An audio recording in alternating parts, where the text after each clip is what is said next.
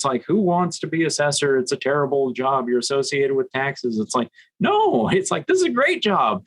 This is about accountability. This is about transparency. This is a seat of power and service to our community, where it's not only helping finance that community, it's getting all of this data compiled. Hello, America and the rest of the world. It is Earl. Yes. How are you doing? You guys, I admit it's been a while since I've done an interview with anyone. And I decided to reach out to Andrew Crockett. Now, I have to give you some background. Andrew Crockett and I have known of each other for a while through growth and development courses. And when I found out that he's running for county assessor's office, I was like, whoa. Let's have a conversation with Andrew and let's talk to him about what is going on in his world. Even I am sometimes like, the assessor's office is responsible for charging me taxes on my property. But I think the assessor's office does more than that. Does it not? Yes. There's a couple of key things that most people do not know about the assessor's office. That's the number one question I've gotten on the campaign is, what is an assessor? There's no reason why the assessor's office needs to be seen as, the back end of government. It is a center of service. It is a center of power and empowerment for the people of this county or any other county in this state. And that's what I'm standing for. It has two constitutional duties. One, which is to keep track of all the property assessments. And two, it's required to keep track of all of the information on all of the properties in the entire county over which they oversee. The key data of what property is where is it located, what buildings, what improvements, as they're called on the assessment roll, are on those properties. All that data is kept at the assessor's office. So it is the official ledger, using an accounting term, the official record of what exists where in the county. There's a third job in there, which is one that the assessor doesn't tend to talk about much. A third job? That third job is public education, making sure that people know and have access to the information that they have available. Currently, if you go to the assessor's office, you go to the front desk, you can ask to meet with an appraiser and they'll sit down and they are required to tell you anything that you need to know about properties that you're looking at. All the public record is available to you. All of the knowledge about what laws apply to what are available to you. You can consult on property taxation issues at the assessor's office for free. It's a public service. And this is something that the assessor's office keeps completely mum, because why would they want to tell people that they can come and get free consultation when, if they stay quiet, it's less of a bother? I could go to the assessor's office and I would be able to request somebody to sit down and review those with me. I say, I'm looking at this property. What would happen if I purchase this property? What are my options if I purchase this property? For instance, if you purchase a property and you're planning to bulldoze it and build a new house on it, right? What's interesting is there are some forms you can file that allow them to go, okay, we're not going to reassess the property until the construction is done. That's a waiver to incentivize new construction. There are all of these little tiny things in there, and most folks, they don't know about it, and they don't know that they even have access. So for you, being a county assessor, if you are successful and elected, you want complete, if I understand you correctly, and please let me know, not only do you want to make sure that the assessor's office does the job as outlined in the Santa Clara County's law and also adhere to California constitutions, but you also want there to be complete transparency and consistency and an establishment of protocol that benefits everybody. We need to have protocols that are transparent, that benefit everybody, and we need to strive for maximum accuracy. The idea that it's like we're doing this because we've always done it this way is one of the big pitfalls of the current assessor, who's been there since 1995. Wait a minute, that person has been there since 1995? Yeah, he was elected in 1994 and he's been in office a quarter of a century. And he's looking for another 4 years in office. When we do a property valuation, right, we depend upon the county records and public records to determine the cost to rebuild. And so I can't help but wonder how many people's homes are underinsured because the data that we get our hands on is inaccurate. If there was more transparency in the assessor's office and more consistent application of the appraisal process, how would that benefit Santa Clara County?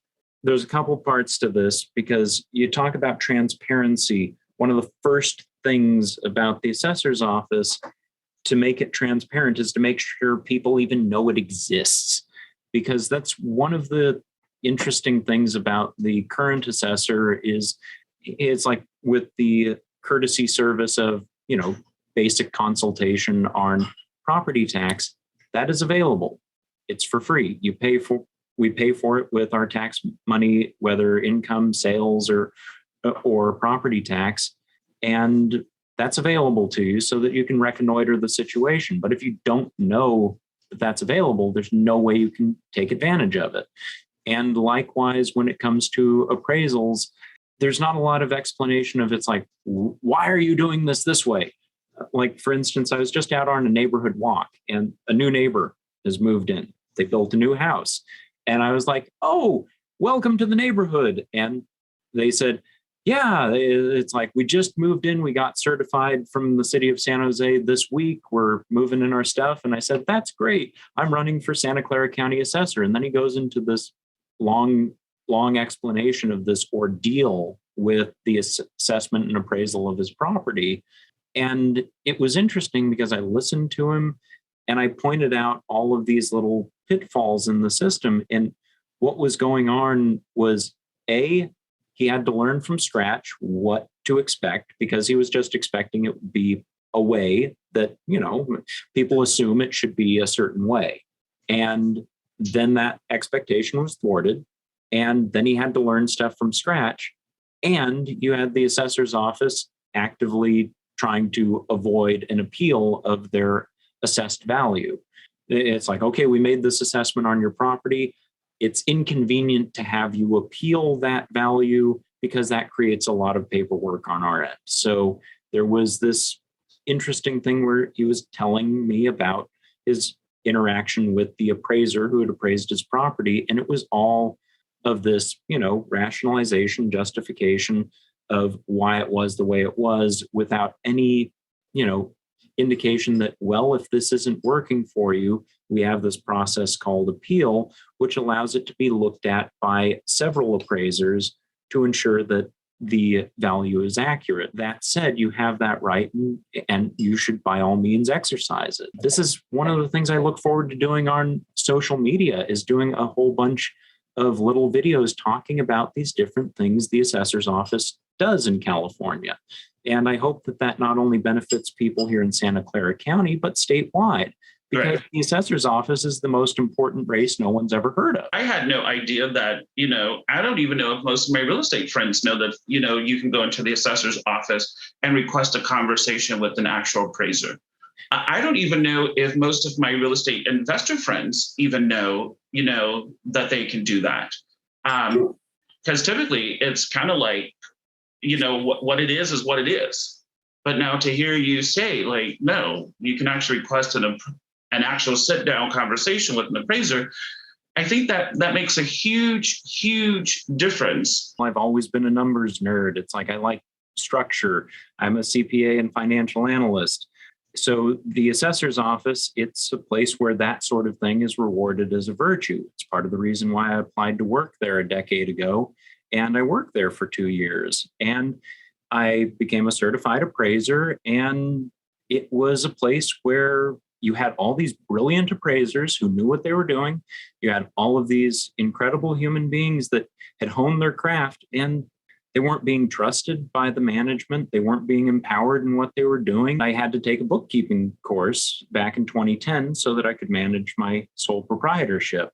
And it introduced me to this very well-defined, rigorous philosophical system called accounting. Lo and behold, I became a CPA. I contemplated putting that on hold when I was hired at the assessor's office. And when I realized that, wait, it's like, this is not a very functional place to be working, getting out from under that was very wise. They showed me the door and I took the opportunity, and I was able to take my units, get all that complete, and get my CPA license. And I was going, man, there's so much untapped potential in that office that all you need is a change of the tone at the top to really unleash it. Since then, it's like, okay, what could the assessor's office be used for? What are the untapped things that we could put to use with this office? What are the things that would make this office shine as a center of service for the community it serves? When I first got hired, I was an office specialist, which is the lowest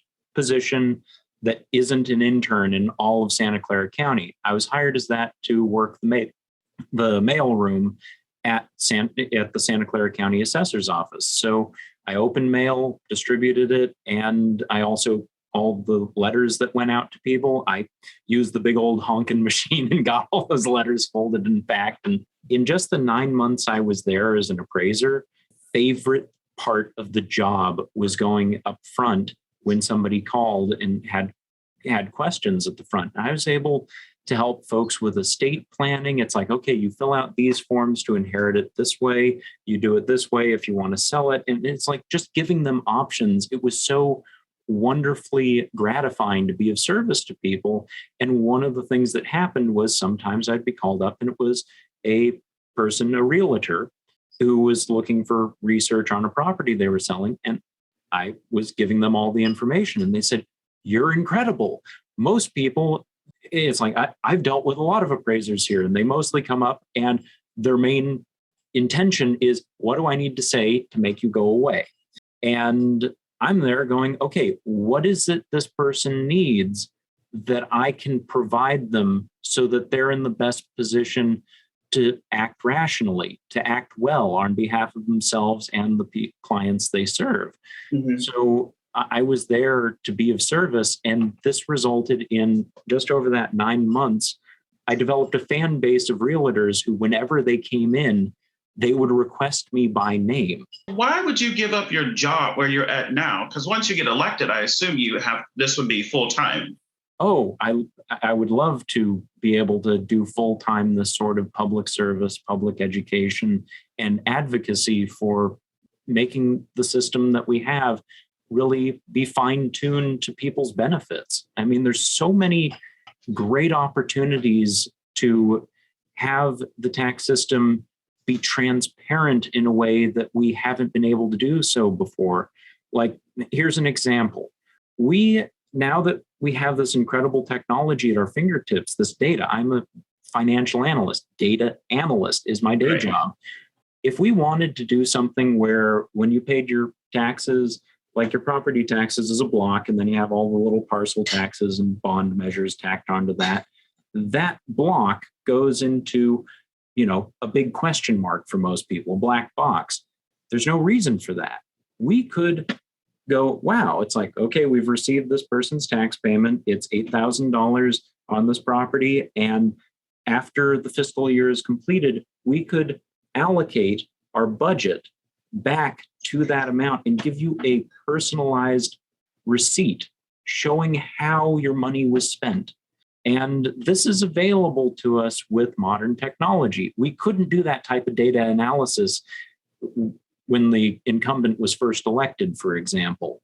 And the idea that we are trapped in a 20th century model when we have 21st century options is like, there's a lot of amazing opportunities for transparency, for service. And the data around all of the buildings and constructions and property, there are more than 800,000 different parcels in this county of Santa Clara. All the data is there. And that data is currently just sitting there. Take that data, go to all the different municipalities that manage zoning, that manage housing development, and say, okay, what is the data you need? We have all the data. Do you have data you're collecting? Can we make a database that is comprehensive for everyone, rather than having a database for every single different city and a database for the assessor's office, can we work together to not duplicate our work, but actually make a sterling 21st century database, which has maximum accessibility, not only to the people on the municipal level and on the county level, but transparency for the state level regulators, transparency for any citizen or member of the public who wants to get information. How do we make that happen? And you have to want it, you have to advocate for it, and you have to be willing to invest in it and defend the idea that this is the type of service that we're capable of delivering. What would the public see you start to do on day one that you take office?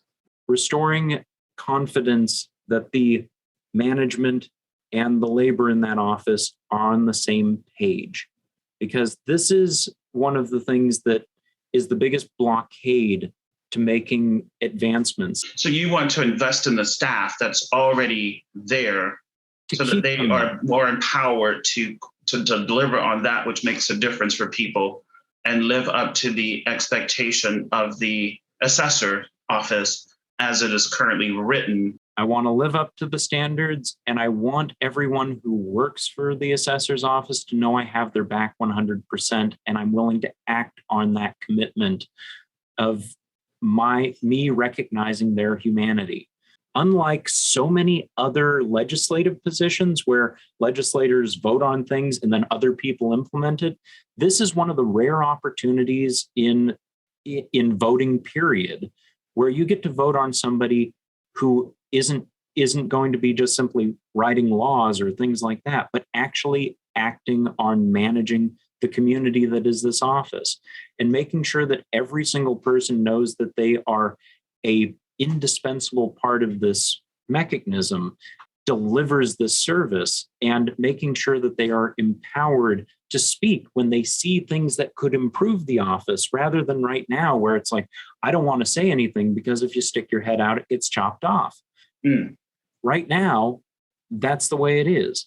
In my office, I want people to speak, and to do that, trust needs to be there. That is the most important thing to have in that office, because if the labor doesn't trust you and you're trying to automate something, they're thinking you're trying to take their jobs away. You have a leader who treats humans as important. That ends up trickling down to all of the people they serve being seen as important and delivered the service that important people deserve to receive. And where did you develop this mindset? Is it from your businesses that you've owned? I have a degree in philosophy and politics, double BA from UC Santa Cruz, go banana slugs. And the wonderful thing about that was it taught me philosophic systems. This is something I care very much about. And when I look at government, I go, it's like, this is here to serve us in the same way that I attempt to serve my people here in America. In the same way, I want to be responsible for the assessor's office, where it's like, this is your home. This is your future on the line. Whether you want to own a business or own a home, this is your home. You have a right to own your home here. You have a right to own your business here. And the assessor's office should have your back in that adventure. Does the assessor's office play any role in business, in the business environment here in the Bay, in Santa Clara County? One of the things that attracts me to the assessor's office in terms of what is possible there is, I mentioned that they have this consultation service for the taxation aspect of property. They also have this opportunity where we could partner with credit unions, banks, and other sources of finance and be a comprehensive place where anybody could come there who is like, so many people in this valley have never owned a home before because they come from other nations and cultures where that is not a standard thing. And American culture and America's economy is based on this idea that you build equity in a home during your working years. The assessor's office could be that one-stop shop where people come and can get the lay of the land so that they understand how the system is set up and how we can best serve them and their interests of having a life that is not one of privation, but one that they can enjoy. And one of the big challenges in US politics is it's like with the media and also the difficulty of tracking a vote to a definitive action out in the world. What ends up happening is people end up shutting down. They go, okay, I keep voting for this party or that party, and then things still don't get better. And then they shut down. And we have a culture that kind of celebrates cynicism. It's like people happily bandy about how bad things are, and then they don't take any actions whatsoever to try and improve it because that cynicism is self-defeating. Right. They write themselves out even before they're the author. So what would you tell somebody that wants to see change, that wants to see, things happen? I think the easiest way of viewing it is this is your country. There's lots of narratives out there that say it's like some identity or another, some tag, something that puts you in a box.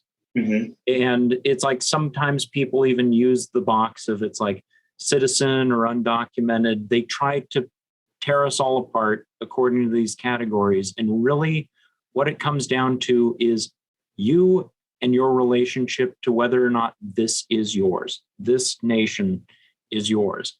And what is this nation? It's the open space of being able to create what you think your descendants deserve to inherit. And this is only possible if you don't let people tell you it's not yours. This country is not something that's to be kept in a certain way. It is an unfoldment. It is a discovery. It is an act of creation. It is an act of your creation, not the action of saying it's not this, it's not this. It's I want a world where climate change is blunted and we're able to start taking ground to restore the climate. I want a future where anybody who puts food on the table in their life, where they take actions to engage in economic industry, have full and available access to being able to develop equity in homeownership. That sort of future is something that we can design.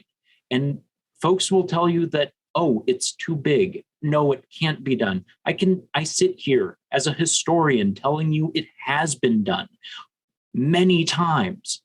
And what it takes is to not buy into any of that bull out there where they tell you this is not yours and you can't. You do. You own this. This is yours. It is the canvas of your warmest desires fulfillment. Don't let anyone take the paintbrush out of your hands. Beautiful, Andrew, because it's so easy to get caught up in the divisiveness. And it's so easy to get caught up in that because it's thrown at us so much. So that's really, really good. And we're going to end this on that note.